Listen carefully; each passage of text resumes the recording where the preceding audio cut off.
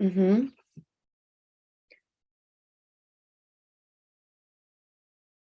I think we are live now. Okay. Hello, everyone. Welcome to today's Thousand Faces pitching session. It's our last session, and I'm very excited. We had amazing 3 weeks of listening to our amazing founders projects, and today we will hear from 5 founders that are already with us.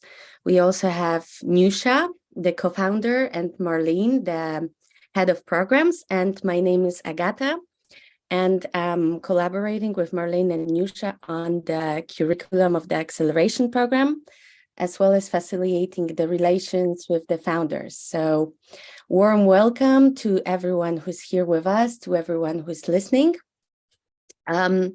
For those who may be new to Thousand Faces, it's a female-led investment club dedicated to bridging the founding gap and supporting female-led projects with social and environmental impact. So, as I mentioned, we already had 6 pitching sessions over the past 3 weeks. And today's pitching session is going to be the last one. We're going to hear from 5 founders. The projects, the eligible projects, the projects eligible for the acceleration program will be announced tomorrow by 7 p.m.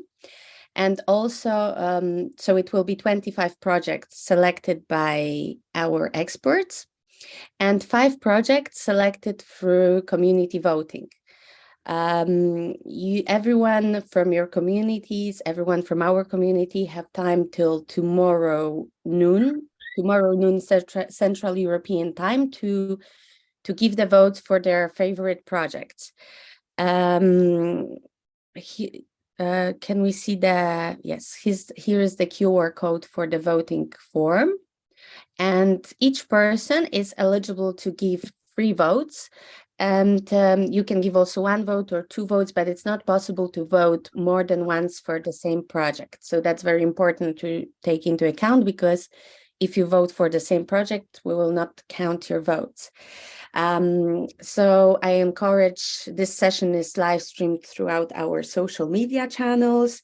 It will be posted in our social media, and I'm encouraging the founders to also share this recording with their communities, share the voting form with their communities, and encourage your communities to vote, because this will increase your chances to participate in our acceleration program that starts on Monday, so very soon, and we're all very excited about it. And here is also a website. You have a QR code to the website listing all the eligible projects. It's over 100 projects that were selected as eligible. And from those 130 will be selected further to participate in the acceleration program. Okay, I think that's it for the introduction. And we should be ready to listen to today's speech. Each project is allowed 5 minutes for the pitch. There is no Q&A, but we encourage any exchanges, Q&A from the community on Discord and on our social media channels. So our first speaker for today is Lucy Jerry Mushina from Sign With Us Consultancy. Are you here with us, Jerry? Yes, I'm here. Okay. So you're welcome to share your screen, and the floor is yours. All right. Thank you. Can you see it? Yes. Okay. So good afternoon, everyone. My name is Lucy Njeri Mushina. I usually do not use the Lucy one, but yes, I'm with Sign With Us Consultancy. It is said that if you talk to a man in a language he understands, that goes to his head. And if you talk to him through his own language, that goes to his heart. And I love using this a lot because our business mostly is about interacting with the deaf people. Our business is mostly about inclusion. And so every time you speak to a deaf person in their language, it warms their heart and it gets them opportunities to access any services and any opportunities in the society. The reason why I decided to set up this training and this organization is because I am from, I am a CODA. CODA is a child of a deaf adult. Both of my parents are deaf. And I grew up listening to them tell me how it was like growing up in families that are not able to sign and in a community that is not able to communicate with them. And so they missed out on a lot of opportunities. So Sign With Us is an inclusive champion that focuses on disability inclusion in key places in the society. So one of the things that we do, we train sign language, both online and offline, and we offer disability audits to organizations to ensure that they are fit to serve persons with whatever type of disability. So our mission, we want to ensure that the society is inclusive in all aspects of life, and we want to become the leading provider of disability inclusive solutions in East and Central Africa. Now, in Kenya, it's interesting that sign language is recognized as the third national language. And it is estimated that there are about 600,000 deaf people in Kenya. And for those 600,000, that's adults and children, there's only 500 estimated number of qualified sign language interpreters and less than 10 disability inclusive organizations, including sign language. So our solution is that we've developed a sign language training program that is online and offline, so that as many people as possible from all walks of life can have access to sign language training. And this is just a screenshot of how it looks like when you get on our website, how you enrolled, and this is the process that you go through. So how do we make money? So we have this online sign language training. It's $300 for a basic certificate. It helps you to communicate. It has the alphabet, it has the numbers, greetings, just the basic stuff that opens you up to learn a language. And then we have sign language training for corporates, that is hospitals, corporations, any worker that may interact with a deaf person in their line of work. Then we have sign language bootcamp, which is very dear to my heart. It's for parents of deaf kids. This one we offer for free because we realized that a lot of parents of deaf children do not have 300 USD to come and learn sign language. Most of them are also not around, they do not access the internet. They can't access our online classes. And so we go to them and we have boot camps for like a whole week or two where we train them for free so that they are able to communicate with their children.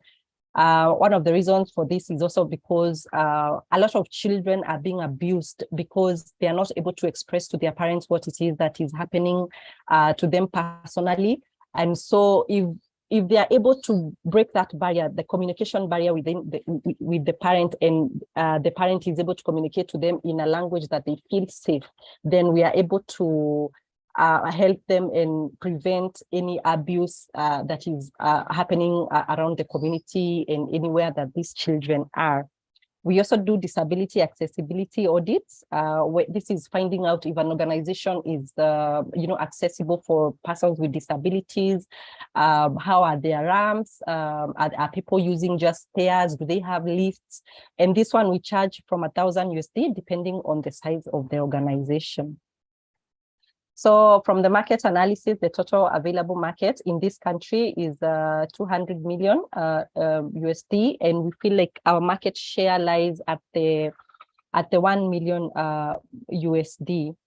So far, we've trained around 100 people in basic sign language. We've conducted disability accessibility audits. And our annual income for last year, we've not been around for long, was 30,000 USD. This comes from the trainings. Most of the boot camps are usually donations from people. People give us their hotels so that we can have a venue. So they give us hotels for free, and then we bring in parents and they're trained in their venue. So Yes, I'm sorry, your time is up. okay. I'm so sorry to interrupt you. Thank you very much, Jerry. Amazing. And I think, yes, we need to move to the next speaker for today. You can stop sharing your screen. Okay. Sorry for interruption. The next speaker for today will be Suhina Singh, from the founder of Jonda Health. Suhina, are you ready? Yeah, I am. Just trying to find the PowerPoint so I can share it. Give me a second. And hopefully you can see it. And I will put it onto full screen. Is that okay? Okay, perfect. You're welcome to take the floor. Awesome. So thank you so much. So hi, everyone. I'm Suhina. I'm the CEO and founder of Jonda Health. And we're in the business of unlocking access, radical transparency, and controls to real-world health data. And that's to improve care coordination, health outcomes, and to foster innovation. So yeah, it's kind of a big, hairy problem, data. If you look at it, there's like 64 zettabytes of data in the world. So that's kind of insane. And to think that 90% of that data has really been accumulated in a very short period of time. And actually that amount of data is expected to double every 2 years. So just insane amounts of data. And 30% of this data actually belongs to healthcare. And that's no surprise because we're seeing increased digitization of healthcare through the implementation of EHR, through the increase of medical IoT. Plus you have this explosion of health-related apps. So based on the last study, there were over 350,000 health-related apps on the App Store. So that's a crazy amount of apps. So that's also a crazy amount of health data, right? And so no one knows better than I do that health data saves lives. And why do I say that? Well, actually, I'm a physician. So I used to work in oncology. So that's managing patients with solid tumors. During my time practicing as a physician, oh my gosh, endless problems trying to get data on patients across different specialities. And I mean, if you think that a patient has cancer, they have enough problems, they don't need to deal with their health data problems too. As a family member, my brother-in-law was diagnosed with stage 4 pancreatic cancer. Once again, absolute nightmare managing his healthcare. A lot of the issues were in and around data. I myself, even though I'm a physician, I'm a chronic disease warrior. I was diagnosed with ankylosing spondylitis about 2 years ago. Once again, I have a data problem, which is very frustrating. I also worked in a big pharma company as a regional medical director. Once again, health data problem because don't have access to data that's actually required to conduct real world evidence studies. So there's really challenges all around. So we're super passionate about changing this because there's so much value that really exists within health data. And especially as we start to see a trend towards personalized medicine, I think this is really important. So really, what are some of these challenges? So this includes analog data, multiple data standards, data silos, lack of interoperability, data privacy regulations, consent. So yes, like I said, big, hairy problem. But that's really where we come in. We really help to sort of open those doors of those data silos and really help to regulate data flow. And so we've done that by building out our own health technology stack. So our stack is a mix of different things. So there's different modules in our tech stack. So the one part of the module actually deals with analog data. So that's actually basically managing unstructured data and actually structuring it. So we can actually categorize and convert like paper and scan PDFs into usable structured data using our proprietary AI. As great as healthcare is, there's multiple data standards. And I'm going to say that there's so many data standards that there isn't any. And I'm pretty sure people in healthcare are going to kill me for saying that, but it's true. Every different laboratory names the exact same test, a number of different things that makes it really impossible for a patient. It also makes it difficult for me as a physician. So you can imagine, poor patient. Not to mention units of measurement between laboratories are completely different, but that's not a problem for us. We actually have the ability to manage that. Then systems don't talk to each other, different languages, just once again, huge challenge. So even though there's a great adoption of HL7, FHIR, etc., you still have people that use other forms. So once again, that is an issue. And then, of course, health data, incredibly sensitive data. So once again, data privacy, data security, a huge problem. We actually have our own proprietary system to detect real-time hack attempts, not to mention that we actually leverage something called zero-knowledge encryption, which means that only the user holds the encryption key, so even we can't read the data, which is quite unique and really kind of cool. We've actually taken this tech stack and we've deployed it into a patient-facing application. This patient-facing application has been live for about 3 months. And this really allows patients to sort of manage data in a secure place, in a single place. We've gotten really great feedback from patients, especially the chronic disease community, even great feedback from doctors, which is fantastic. On the B2B side, we've also had a great amount of interest, and I unfortunately can't delve into who we have in the pipeline, but I can tell you that it's a very exciting pipeline. So once again, in terms of commercialization, there's the B2C side, but more importantly, there's the B2B side for the different modules that we've discussed in the tech stack. I need to interrupt you, unfortunately. Your time is up, but thank you very much for this great presentation. I know No the time worries. is short, but we have to be fair here. That's okay, no problem. So I guess we can move on to the next speaker for today. That will be Joy Udom from GADA Health. Hello, Joy. Hello, I'm trying to share my screen. All right. Can you see it? Yes, I can hear your see your screen, and the floor is yours. Welcome. Okay. Hi, my name is Dr. Joy Udom. I'm the CEO and founder of GADA Health. Have you ever wondered how inconveniencing it is that every time you turn up to a medical practitioner, you have to recount your history over and over and over again? This can lead to lots of errors. You can forget your medication. A lot of things can happen. I mean, it can lead to increased cost and then time wasting. And also the fact that there are no access to integrated patient record makes population health management impossible in Africa. So what's the solution to this? GADA Health. GADA Health is an online health platform that gives patients, allows patients the ability to manage their data and temporarily give physicians or practitioners access to this data so they can read and update the data, and this can help with so this practically means that with every physician that you get to, there is real access to patient data, and this can lead to health information exchange and care coordination, and can lead to help us get to our ultimate goal, which is population health management. Now, with population health management, as a person, I can see just one patient. As a physician, GADA Health, we can see hundreds, thousands, and millions of patients by highlighting the social determinants of a population and anticipating the disease trends and thereby reducing it.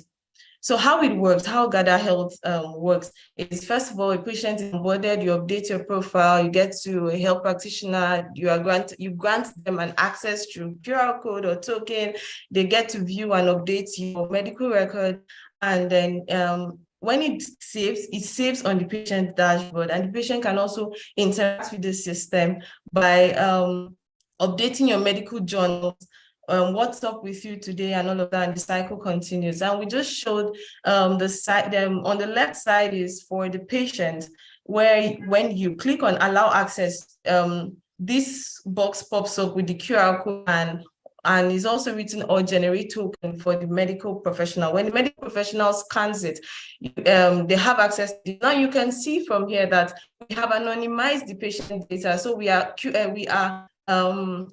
HIPAA compliance. We have anonymized the patient's data on the physician side, and every time he pass medical records, the patient will still have to grant him or her access to that record. Our market size is $600 billion in Africa and $49 billion in Nigeria. Our revenue model is subscription for patients and facilities, insurance brokerage, and data access for those buying.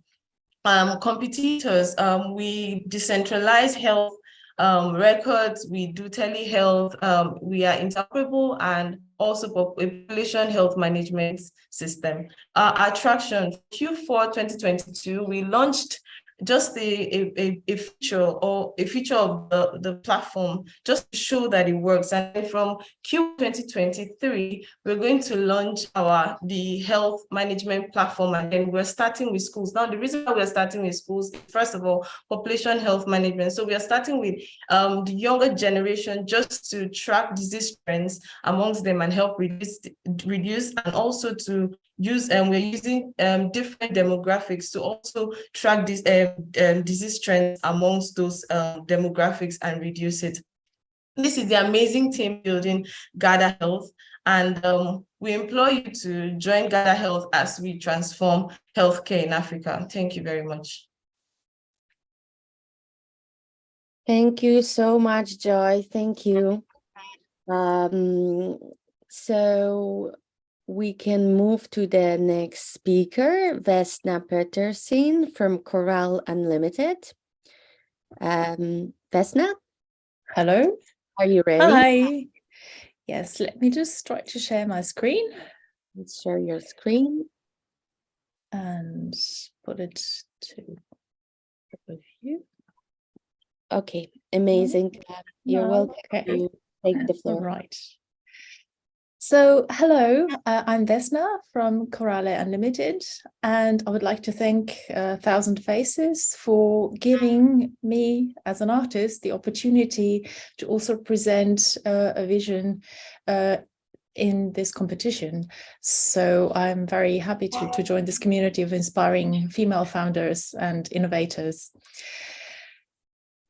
Corale Unlimited was founded to provide a platform to promote green freedom. I'll explain what that means. You know, traditionally, artists have always been also innovators and created movements and also provided a voice for something that wasn't quite the established way of making things or providing novelty. But that has never really been so exciting as these days, when we have the blockchain and the art has become more and more digitized, and also the way we share and address our audience has really moved to a completely new level. So with this in mind, my goal was to create a platform that would include a Web3 artist avatar, sort of performance artist, music artist avatar, a decentralized digital production studio, which is what typically happens on every production of performing arts. You have either an opera or ballet or VR production and film production. You have this amazing creatives from multidisciplinary backgrounds coming together. And there's a whole novel way of co-creating, creating, exchanging our products and inventions today. And the third element was for that to become a virtual platform, sort of a virtual stage. So the vision for Corale Unlimited for this project was to promote green freedom through immersive performance art. Second, to disrupt centralized models of creating, owning, selling, representing, and promoting art. Third, to empower creatives to become leaders in green freedom. I've given this green freedom that name because it's an overarching term that defines energy freedom, which offers clean tech for all communities, also minorities, not just the big industries. Gender freedom, which means empowering women and minorities. Creative freedom, which gives digital creatives tools, audience access, and also ownership to actually the things that they've made. And the data freedom, which relates to data privacy, authorship, and authenticity.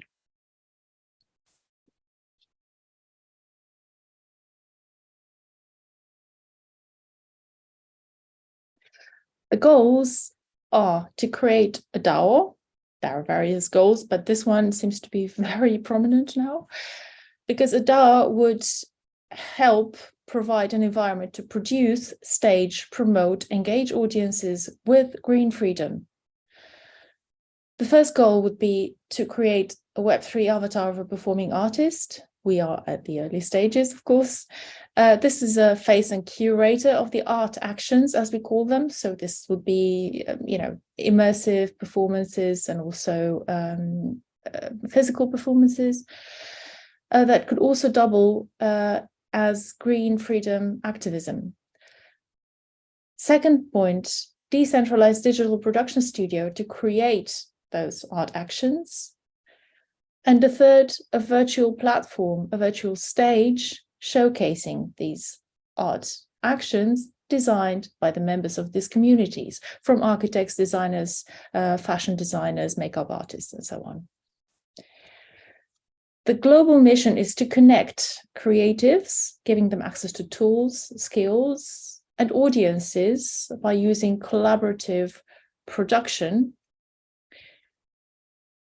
to connect the green tech and design brands using product placement in these art actions. Product placement is very frequent in films and all the entertainment industry, but why not use them for a green cause? The third would be the clean energy tech. So this art actions would promote inventions, sustainable technologies. Green freedom community would be connected to all that, because I believe and strongly support all engagement of maker users, NFT owners, leaders, and communities that defy gender, cultural, neuro, and age differences. The second part of the mission is to inform about and give access to art formats, digital and physical art actions that would be also monetized as NFTs. Digital design tools, which enable this group of creatives worldwide a decentralized creation and performing, and also then sharing and co-ing. Yeah. I'm sorry, your time is up. Yeah. Okay. Sorry to interrupt you. That was a great presentation. Thank you. Thank you very much. So normally we have one more speaker for today, Salma Essa, but I don't think she's here with us. She's trying to join. I think she has problem with Zoom link, but I sent her again. Let me ping her on Discord. Just So we should wait just a little bit to see if she can join, right? yeah. If it's Yes, it's the last pitching session, so would be great to have her indeed.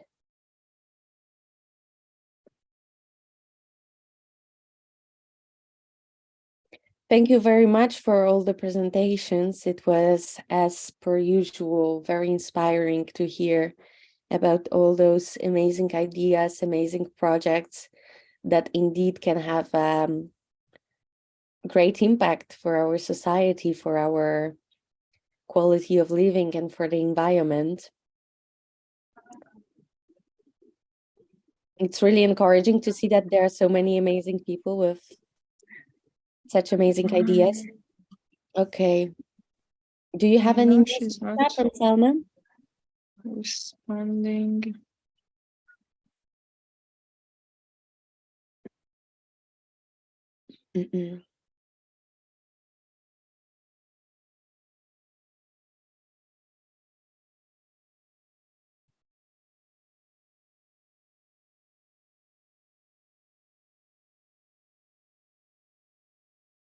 In the meantime, are there maybe any questions from the founders? Is there anything that you would like me to clarify?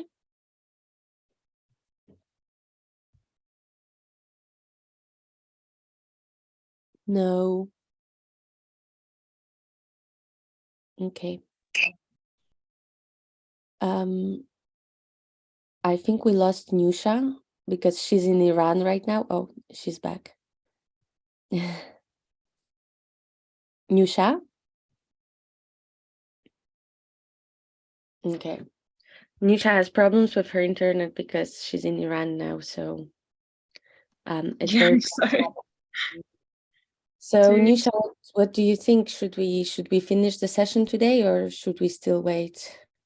If anybody needs to leave, you can leave. I think I will wait for Salma to make sure that she said that she want to join, so I can wait for her to stream her presentation. But if there's anyone you need to leave or there's something that you need to do, you can leave. I will wait a little bit for her.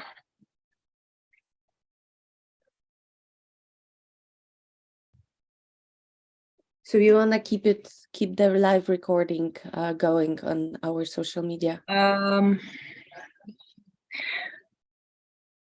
thing is, if I want to, I can stop the recording, but for the live streaming, if I stop it, it will be two different videos on the channels. So Maybe then we can put them together if Salma joins. Maybe we can do it in like iMovie or something. No. I don't know. No. Okay. No, I'm not sure, but maybe okay. We can stop it and we start if she responds. Yeah. Okay.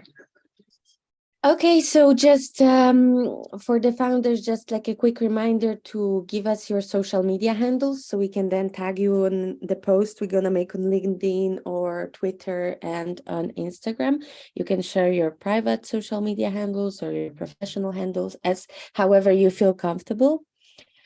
And yes, please encourage your community to vote, and